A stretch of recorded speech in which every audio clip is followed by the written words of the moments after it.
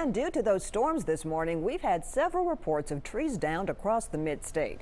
Crews so far have been able to work quickly to remove large limbs, including this one that landed in the middle of Woodmont Boulevard and Granny White Pike this morning. No injuries were reported.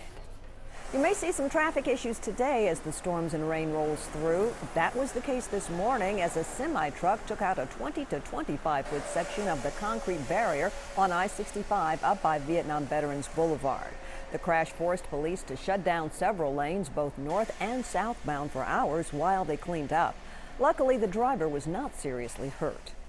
Investigators now say the former home of a swingers club may have been set on fire intentionally. Firefighters arrived at the scene on Division Street to find heavy black smoke pouring out of the back of the building.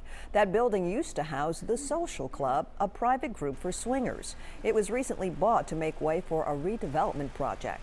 The Social Club has been the center of controversy after it recently moved to a building in Madison where it's now classified as a church. The club reclassified itself as a church group after being denied its initial zoning request. The exact cause of the fire is still under investigation.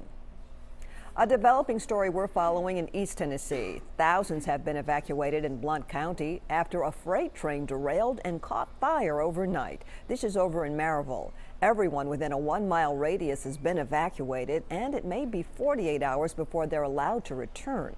It's believed the CSX train was hauling liquid petroleum gas, which is flammable and poisonous. Several officers were taken to the hospital to be treated for exposure.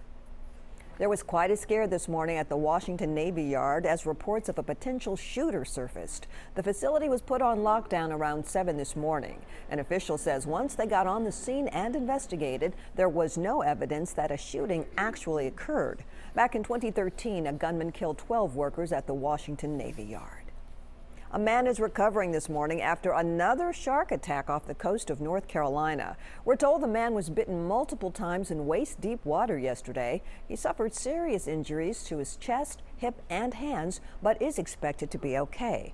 This is the 7th shark attack in the Outer Banks in the past 3 weeks. This is the most number of attacks recorded in 80 years.